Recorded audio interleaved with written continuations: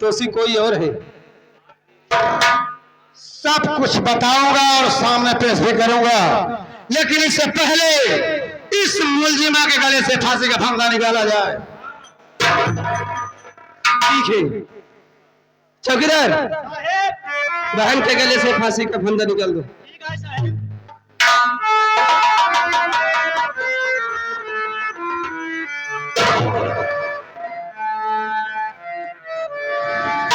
अब तो बताओ सुल्तान सिंह कि ये निर्दोष है तो दोषी कौन है? साहब, जिस मासूम बच्चे के खून के जुर्म में इस बेचारी की फांसी हो रही थी, उस मासूम बच्चे का खून करने वाली कोई गैर नहीं है साहब। कौन है? मेरी सौतेली माँ कलावती भक्तिन है। तुम्हारी सौतेली माँ कलावती भक्तिन है? जी हाँ। लेकिन वो इस समय है कहाँ पर? उसे मैं अपने साथ हुआ कराया हूँ, सामने खड़ी है, पूछ लीजिए इससे।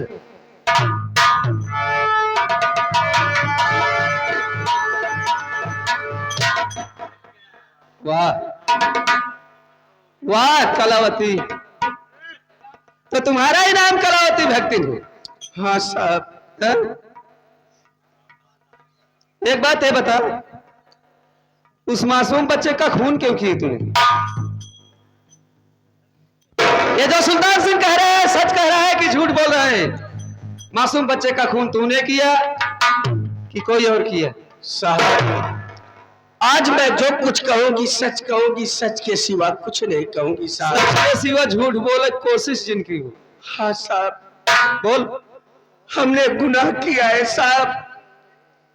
मैं अपने अहंकार, अपने घमंड में आके अपना आस्था के परिवार उजाड़ डाली साहब। हाँ साहब, मैं प्यारा हूँ, पापी हूँ साहब। साहब, मैं अपना गुनाह कबूल करती हूँ।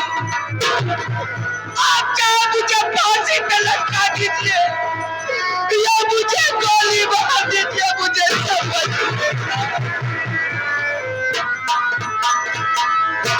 कलावती भक्ति, तू अपना जुर्म कबूल कर ली, यही कानून के लिए बहुत है।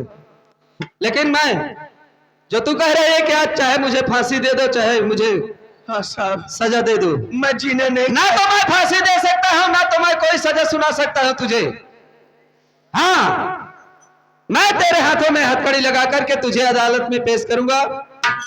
कानून जो तुम्हें सजा देगा वो सजा तुझे भुगतना पड़ेगा। नहीं साहब, मुझे बहुत डालिए साहब, मैं जीना नहीं चाहती हूँ। अरे ये तो वही कहावत हुई कलावती भक्ति। जिस वक्त तू अपना परिवार उजाड़ा उस वक्त तुझे होश नहीं आया, लेकिन अब तुझे होश आया कि मैं इस दुनिया में जीना नहीं चाहती हूँ, ये बोल रही है ना? तो सब कुछ गवा के होश में आए तो क्या किया? सब कुछ गवा के होश में आए तो क्या किया? और दिन में चिराग जलाए तो क्या किया? अब तेरे रोने धोने से कोई फायदा नहीं। चौकीदार, लगा इस साली के हाथ में हथकड़ी और ले चलते हैं थाने। थाने ले चल, 24 घंटे के बाद इसका चार्जशीट बना करके चालान करेंगे। साहब तुरंत हथकड़ी डालत ही, ये आएंगे हमारे माननीय श्री लल्लू गुप्ता। क्या कह रहे ये आगे लल्लू गुप्ता और इन्हीं के नाती है साहब। अच्छा, हमारे माननीय श्री आरुष गुप्ता जी ठेकेदार, उस साहब के तरफ से 11 रुपए का पुरस्कार और लालजी पटेल सिकरिया से चलकर आए हैं। 21 रुपये दे है पार्टी की तरफ से, धन्यवाद। ले चला माइक ऊपर पेलन चढ़ावा। उसे बेलन बोलते हैं। हाँ। पहले हथकड़ी लगा। कलावती भक्तिन के हाथ में हथकड़ी लग गई और साथ में सुल्तान सिंह के भी हाथ में हथकड़ी लगा। सुल्तान सिंह के हाथ में लग गई हथकड़ी। साहब, आज मुझे बहुत बड़ी खुशी मिली है। मेरा परिवार मिल गया और मुझे जो करना था उसे हम कर चुके हैं। अब तो चाहे जेल हो या फांसी, मुझे कोई गम नहीं है। सुल्तान सिंह, आज तुम्हारा परिवार मिल गया, तुम्हें बहुत खुशी मिल गई और मुझे भी 2-2 खुशियां प्राप्त हुई है। क्या कहा साहब, आपको 2-2 खुशी मिली है? मैं जानना चाहता हूँ वो कौन सी 2 खुशी है? जानना चाहते हो ना, तो सुनो। ये नंदनी जो है मेरी बरसों की बिछड़ी हुई बहन है, मुझे मिल गई, पहली खुशी। दूसरी खुशी ये है, मेरे वर्दी पर दाग लगने से बच गया, मेरी नौकरी भी बच गई। क्या कहा साहब, नंदनी आपकी बहन है? हाँ, तब तो आप मेरे रिश्तेदार निकले। सुल्तान सिंह, शायद तुम भूल रहे हो, मैं एक पुलिस एसपी हूं और तुम एक डाकू हो, एक खूनी हो। हमारा तुम्हारा रिश्ता कैसे हो सकता है? साहब, जिसे आप बार बार डाकू सुल्तान सिंह कह रहे हैं, दरअसल मेरा नाम सुल्तान सिंह नहीं है। तुम्हारा नाम? मेरा नाम शमन कुमार है और मेरे छोटे भाई का नाम कमल कुमार है। और आपकी बहन नंदनी मेरे छोटे भाई की पत्नी है, इसलिए आप मेरे रिश्तेदार निकले। लेकिन ये बात मैं तुमसे तुम्हारे ऊपर नहीं विश्वास करूंगा। ये बात मैं अपनी बहन नंदनी से जानना चाहता हूँ, क्या सच है क्या गलत है? पूछ लीजिए अपनी बहन नंदनी से। क्या बहन नंदनी? हाँ भैया। जो ये सुल्तान सिंह कह रहा है, ये बात सच है? हाँ भैया, जिसे आप बार बार सुल्तान सिंह कह रहे हो, वो सुल्तान सिंह नहीं बल्कि मेरे जेठ जी हैं भैया। ये तुम्हारे जेठ जी हैं, तो क्या अपने जेठ जी के पांव नहीं छुओगी? जरूर भैया, क्यों नहीं। नंदनी, अनजाने में मुझसे बहुत बड़ी गलती हो गई। मैं तुम्हारे आगे हाथ जोड़कर माफी मांगता हूँ, मेरी गलती को माफ कर देना। स्वामी, आप मेरे आगे हाथ जोड़कर मुझे नरक में मत डालिए।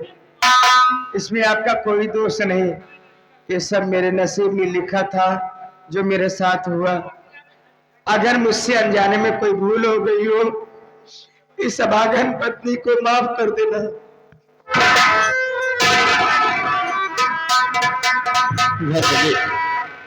आज हमारे बड़े भैया वर्षों के बाद मिले और आज फिर जेल जा रहे हैं। आओ हम दोनों इनका पांव छूकर आशीर्वाद दे देते हैं। ठीक है ना?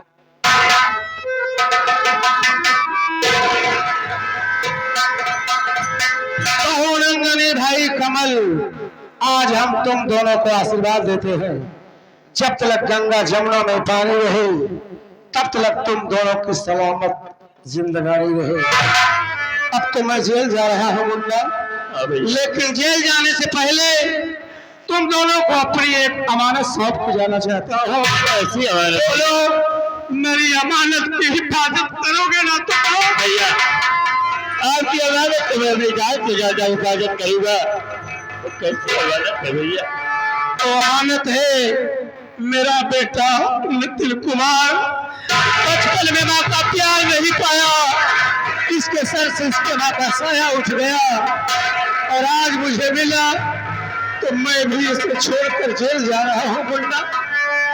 मेरे जेल जाने के बाद तुम दोनों इसे इतना प्यार देना, इतना प्यार देना कि इसे कभी मेरी याद तक न आए।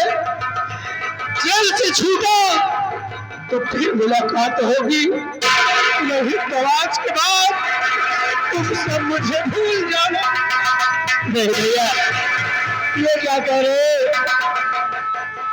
लेकिन को मैं अपनी जान से ज्यादा प्यार करूंगा और ये कभी अपने कम करने नहीं दूंगा, और मैं आपको बहुत जल्द छुड़ाऊंगा भैया। ठीक है मुन्ना कमल, काश ऐसा ही हो। हाँ तो साथी, सावरिया संगीत फाड़े जिसके मास्टर स्वर्गीय भंडारी लाल जोकर, मालिक रौनक विश्वकर्मा, मैनेजर इद्रिस डांसर, संचालक भगोलू राम यादव प्रधान जी, ग्राम बरहदा, तहसील रानीगंज, जिला प्रतापगढ़, जिनके कलाकारों द्वारा आप सबको ये संगीत दिखाई गई। इस संगीत का नाम था दक्षे माँ से हुए निराश, एक कफन में जली दो लाश, उर्फ डाकू सुल्तान सिंह। यदि हम कलाकारों से अगर कहीं त्रुटियां हो गई हो तो आप लोग दया के सागर हैं। हम सबकी गलती को क्षमा करते हुए सेवा करने का अवसर प्रदान करना। इसी के साथ पार्टी के सभी कलाकारों के साथ आप सबके चरणों में प्रणाम करता हूँ, आशीर्वाद की कामना करता हूँ, विदा चाहता हूँ। जय हिंद, जय देर ठहरो राम, कोई कहे दे